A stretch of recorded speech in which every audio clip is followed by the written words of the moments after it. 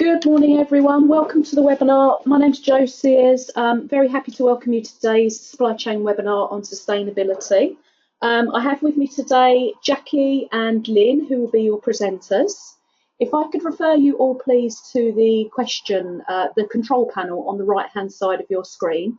You'll see a question box. That is where we'd like you to populate any questions that you have during the webinar. And obviously, if there's any opportune moments, we will answer those as we go through the presentation, or if not, there will certainly be an opportunity at the end for questions and responses.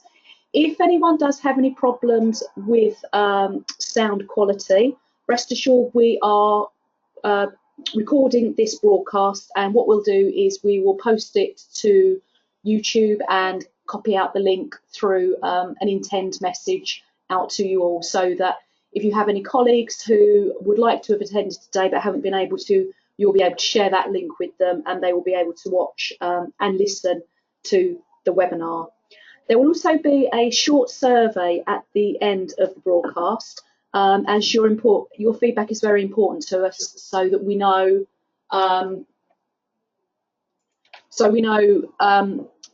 what your feedback on the content is, and obviously any suggestions for webinars going forward.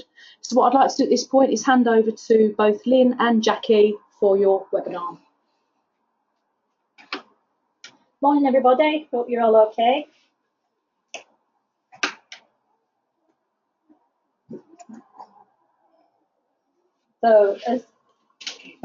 Good morning everyone, it's Jackie. I just want to ask a few questions before we actually get into the presentation, and by all means, if you want to give a response in the response box on the right hand side, please do that. Can I just ask, how many of you have a sustainability development plan? If you think about the sustainability development plan as part of the contract that you have with Ixion Holdings, everyone should have a sustainability development plan. And the targets within that plan should be those that contribute to the wider Ixion Sustainability Development Plan.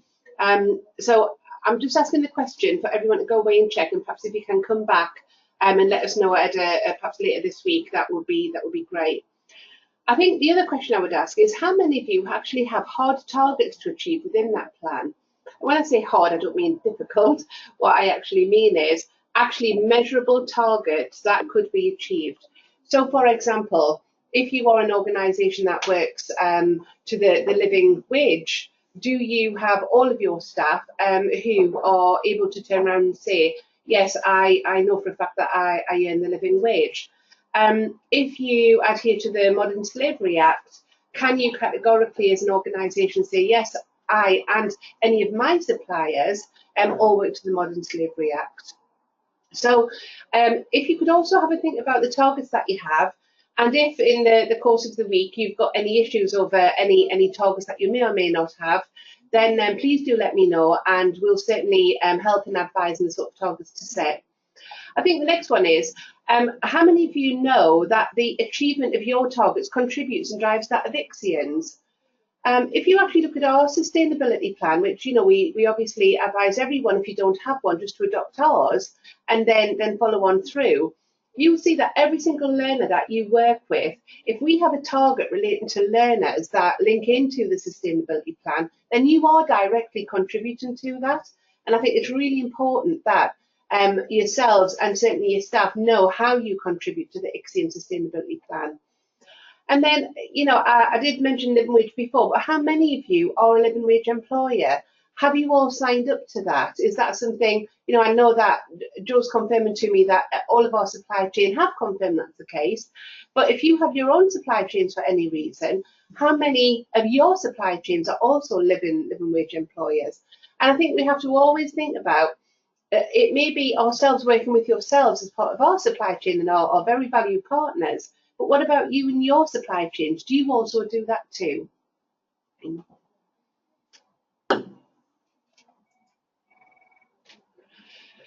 So, not want to preach it all in any way or form, but just to ensure that everyone understands where we're coming from a sustainability definition, It's defined as action for people, planet, and prosperity.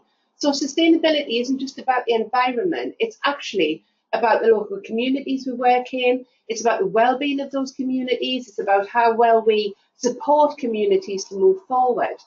Now, these are definitions that are outlined in the UN's 2030 Sustainability Goals Plan, and Ixion are committed to supporting the delivery of that plan.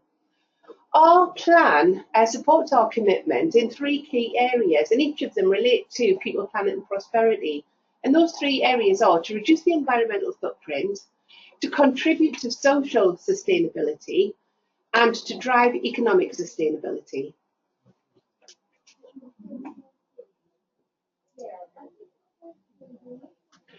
So when we talk about reducing the environmental footprint, if we think about the different things that we do, that we've got as targets in our plan, that hopefully you're also following through.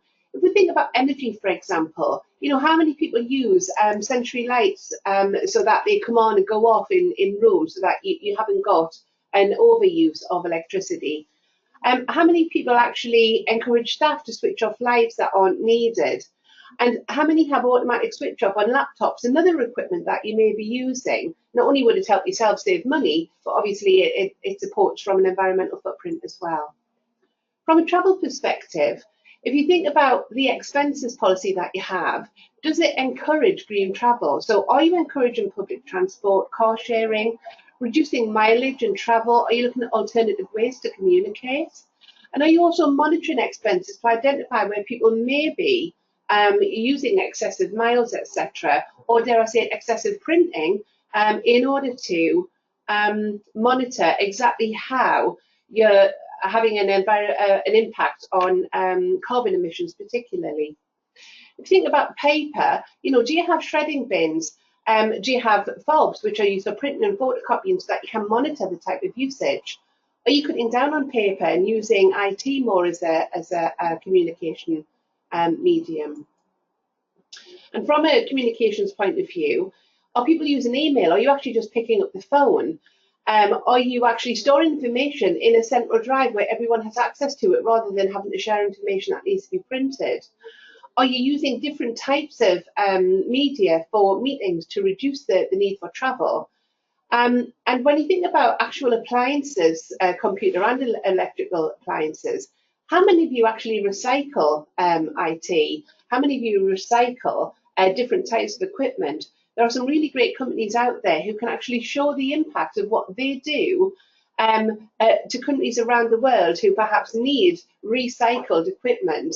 And even being able to put a value on that is a really great target, and a financial target at that, to be able to show how you're making an impact on sustainability. I think one that we are all very familiar with as a matter of fact, but perhaps don't look at it from a sustainability point of view, is social sustainability. The key thing that is encouraged both across our country and countries around the world is social mobility, and the ability to be able to promote social mobility leading to sustainable employment. So when you think about your own staff, how many people are providing adequate training opportunities for employers and for their partners? You know, we have mandatory training on sustainability for all staff, and what we expect is that 100% of individuals will actually undertake that training, and it is mandatory, and therefore they have to do it. We know that so far this year 80% have undertaken that training. If you don't have your own training and would like to complete ours, that's not a problem at all. We're more than happy to share it with you. What we do know is that we will have achieved 100% of that target by the end of this contract year. And I think it's important that as partners, if you can support actually achieving that as well and set that target within your own organisation, then we'd be more than happy to share that with you. And that would be great from a targeted perspective as well. If we actually look at the types of skills, etc., that individuals get, Ixion supported so far in 2016-17 over 5,000 individuals to improve their skills, gain new skills, gain additional skills, upskill and develop new skills. I think the other thing is when we think about developing skills, it's the widest range of skills, no matter what the contract type is that you're working on. because what's really important is that we're promoting the ability for social mobility and sustainability for individuals moving into work, sustaining their lives, and also perpetuating that social mobility through to future generations. When we actually think about sustainability and how it's promoted, discussed, and embedded with all recipients of services, I know that we as an organisation, within our teaching and learning, we undertake observations and look to see how sustainable development and sustainability and social sustainability is discussed through IEG sessions, embedded within teaching and learning, embedded within any sort of advice and guidance that is offered. But I think if we think about it in the widest form, we know that there are performance reviews with each of yourselves, and I was speaking to Ian last night, Ian Freestone, who was particularly on the ESF with the ESF supply chain, and he was identifying about how he looks at your sustainability plans and make sure that they're reviewed as part of due diligence, offers advice in terms of how that could actually be promoted further.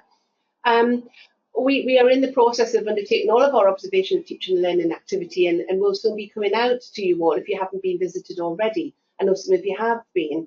And as a result of that, there will be feedback, and there is feedback ongoing as to how sustainability in its widest form is actually being promoted.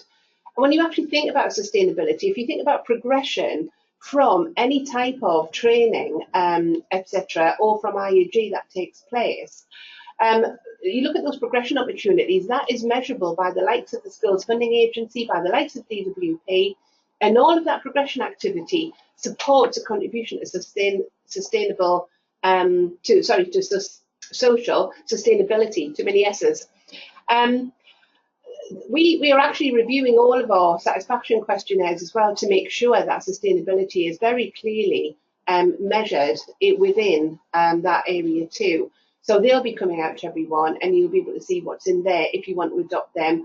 But if you already have that activity, then please do share it with us, because there's no point one of us having some really great stuff but not being able to share it around everyone. We would absolutely encourage that. I think when we think about social sustainability as well, one of the really clear things that's become very obvious and is really prevalent over the last few years is the increase in slavery. And under the Modern Slavery Act, the government requires businesses of a certain size to disclose every year what action they've taken to ensure there's no modern slavery in the business or supply chains. If you think about the types of stories we read about, perhaps large retail organisations who are using individuals abroad and being paid next to nothing.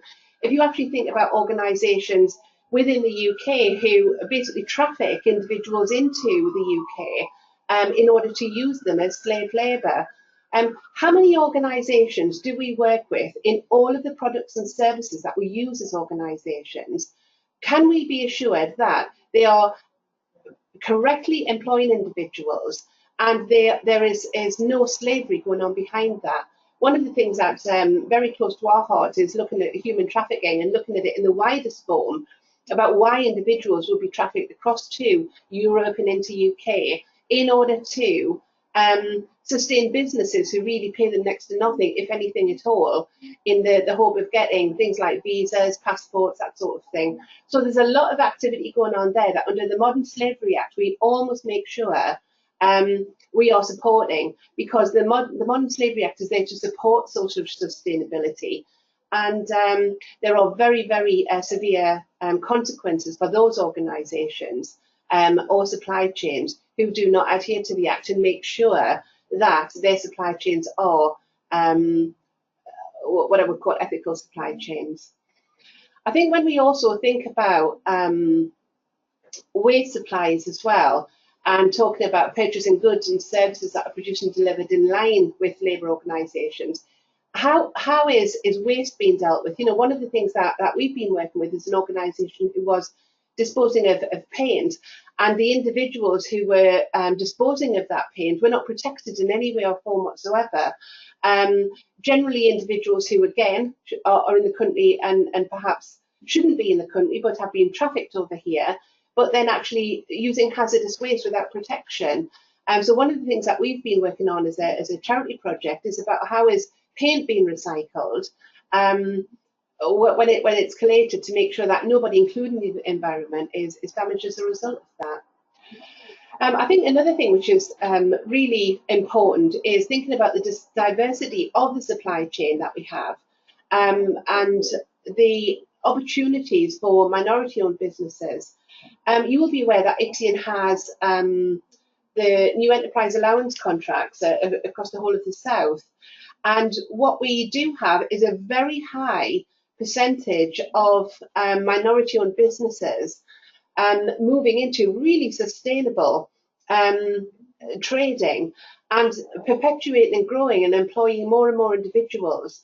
And the really great thing about this is those businesses are operating within the communities where individuals work, but really expanding out and are supporting growth in some of the local communities in and around London and the South East.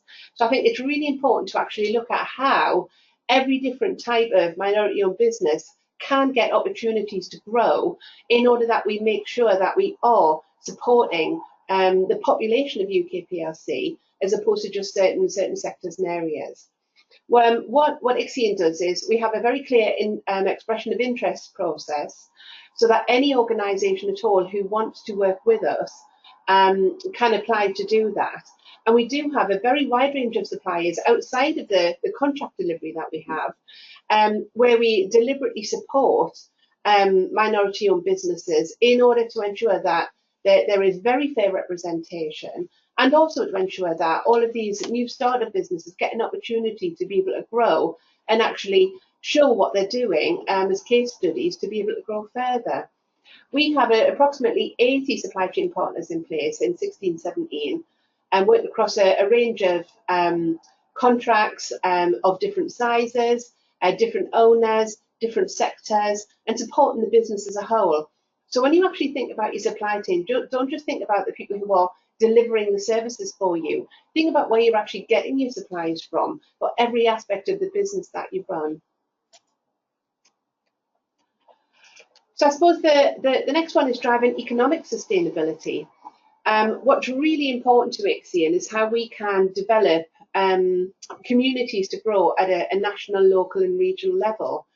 Over the last year, we've supported over 400 individuals into sustainable employment through some of our work programme contracts, but interestingly, through other types of contracts that we have, we've supported individuals to move into further sustainable employment or progress within their own employment to a more sustainable role. We've supported this year over 2,000 individuals to set up their own businesses, but over the last few years we've supported over 13,000 to set up their own businesses and sustain those businesses. They will all register as self-employed to begin with, but then obviously they'll grow their organisations, but employ local individuals. We use data to widen participation and narrow achievement gaps for different individuals across the different services that we have. And the data is really important because that highlights the different communities we're working with, the different localities, the different type of ethnicities, and make sure that we are really and fairly giving everyone an opportunity to support, grow and achieve. One of the other things that Ixion does, which a lot of our supply chain are sometimes interested to know or don't know about, is that we operate a European division, and that European division helps companies through research and innovation to fund new projects to tackle major UK and EU issues, contributing towards improving the quality of life. So we've developed everything from locating black box recorders to providing scanners that identify individuals sitting in large containers, from a trafficking perspective, from de-icing activity to for airports in the likes of Scandinavia, in order to ensure that the GDP can be continued as a result of import and export. Looking at waterless toilets for out in Africa, and looking at different types of disability aids in order to promote and tackle issues that affect the UK and Europe in order to ensure that we can support moving individuals into a more sustainable lifestyle, whether that is through developing communities or whether that is through individual skills and employability progression. So we've had over 200 companies apply for over £40 million euros worth of funding over the last couple of years to do this, and this is a growing area of our business where we now have offices based in Norway, looking at one in Southern Ireland area, in order to ensure that we are operating within the EU and really addressing the situation of Brexit in order to make sure we can continue to support Europe in a wide open market. So what is the role of all of our partners contributing to the sustainability of Ixion? I think it's really interesting that for me it's a two-way situation. We want to promote sustainability to support your business to grow, while you support us to grow, which enables us to win more contracts to support you further. So it is this cyclical situation that we have. So it is an Ixion contract requirement for partners to have in place a sustainable policy and plan, not least because some of those really key important messages, such as the Modern Slavery Act, such as the living wage, such as making sure that individuals can progress in whatever aspect of their life they want to progress in. So they're the really basic things that we want to do, but then impacting the planet as well as people. You know, how are we all contributing to the goals to achieve the UN's 2030 Sustainability Development Goals? Through our due diligence process of bringing partners on board, on onboarding them, we do request for a sustainability plan, but we are open in the fact that we encourage everybody to adopt ours if you don't have one, but equally we'd love to see yours if you've got separate ones, in order to see how we can learn off from you as well. And the sustainability targets that are part and parcel of that development plan are reviewed as part of Ixion's performance and continuous quality review process with your supply chain manager. And if they're not, then you need to let me know that they're not, in order that we can support you in order to support the wider UN Sustainable Development Goals. So I think what's the best way to get more information out to everyone is really the sharing of best and excellent practice. So I think one of the things I'd like to encourage everyone to think about is, can anyone highlight any best practice, or do you want us to share any further information as to what you or we do in order to drive sustainability in its wider form? Do you personally want any more support from Ixion? If you do, let me know and we'll arrange that. If you do want more support, how would you like us to deliver that support? Because it would be easy for us to deliver on a one-on-one basis. But really, if we can support everybody via some more of these webinars, for example, I'm more than happy to do that and hold more webinars, because there's some really important themes coming up. And I think when we think about planet, prosperity and people, sustainability is wider now than it ever used to be. And therefore, as a result of that, I think we all need to support each other. I think the other thing is, how do you embed sustainability with all of your learners or the recipients of your services? That's something really important that I think we need to be able to evidence on an ongoing basis. And then I think another really important one is, how do you link this area to corporate social responsibility? You know, if any of you are delivering apprenticeships or work with larger employers who may have a CSR agenda, how are you linking sustainability into that CSR activity that those employers have? You know, we work extensively with Waits, the construction individuals.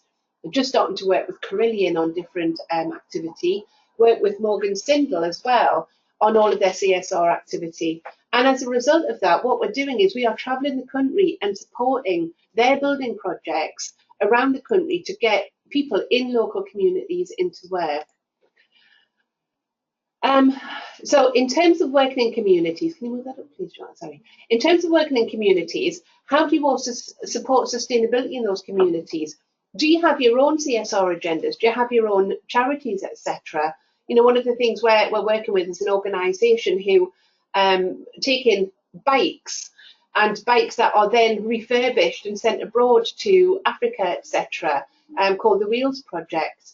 And that's really important because we have young people who are on traineeships who are working and supporting that. They may get an opportunity to actually go to Africa if they actually get through in different types of competitions, etc.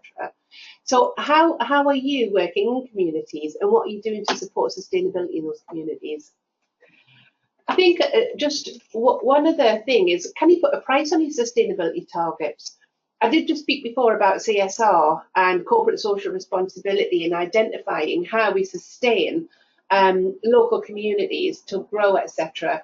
One of the things that I can tell you is through a piece of research we've done, for every pound that we invest through a weights activity, we know that the community benefits by £1.87. And that doesn't sound a lot when you just look at it from a pound. However, when you multiply that out and look at the reduction in the cost of benefits, look at how social housing is treated, looking at the repairs that are done on social housing, how that's cuts the cost down in rent, makes rent more affordable for individuals who are choosing to move into employment, who perhaps then come off housing benefit. If you think about all of that sort of thing, you can actually put a physical price on your sustainability target, and that in itself is a really great attribute to be able to do, both from an impact perspective within the areas where you work, but think about putting in future bids for different activity as well. You can actually then clearly financially demonstrate how you have an absolute impact in the communities you work. I think one of the things as well that I'd like to offer is, if anyone wants more information on the Modern Slavery Act, or any support in terms of how to embed that within your own supply chains and your own organisation, I'm more than happy to provide more information on that as well, because that is one thing that we will be asking everyone to come back to us on if we haven't done already, in terms of how do you feel that you adhere, because this is a government initiative that is being driven extensively at this moment in time. Okay, I've done a lot of talking. I can see there's a few questions coming up, and really happy to take any questions at all. I cannot say I'm a master at all of this, but I'm more than happy to signpost or have separate conversations if necessary. So what questions do we have? Right, we have Frederick from Boeing Consulting, confirming, yes, he's a living employer wage, which is fantastic. Excellent. Has sustainability development plan, but no hard targets. So looking forward to getting inspiration from your plan. Thanks, Frederic. Excellent. Well, we're more than happy to help you with that. So if you actually want to send your plan over, what we're happy to do is to annotate it and send it back to you with some suggestions of targets, because only you know if they would be achievable within your organisation. But we're more than happy to do that exercise in order to then have a further discussion to see how we can support you more. So thank you for that. Okay, we've got Andrea Ward. Please send PTS more information on the Modern Slavery Act. We can. Excellent. Thanks for that, Andrea. Interestingly, I'm just in discussions with Matt at this moment in time, so I'll certainly make sure that you've got that, because you will be required to have that moving forward. So thank you for that. Any more questions, anyone? No? Okay. Well, all I can say is thank you very much for your time. Really do appreciate it. I mean, this subject could really go on for as long as we want it to go on for. However, I don't want to bore anyone, especially not with a Geordie accent when I'm down south at this moment in time. So consequently, do please let us know if you've got any questions, want any more targets. Those who've asked questions, we'll make sure that we get straight back to you on that. But thank you again, everyone. I hope this has been useful for you. And if you do want any more information at all, please don't hesitate to contact us. But we'll be coming out to yourselves as well. Is that another question? Yep. Let me just pop on. Sorry, we've got another question. We've got another one coming in. So. Oh, just Andrea thanking us for the information.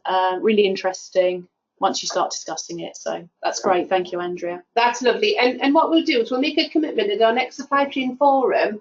We'll actually dedicate a workshop to this area, because, as I say, it is as far as it is wide. And I think it's really important that we all understand how we contribute to it in its widest form. and that's great evidence for everyone, for everything that you're doing for the future.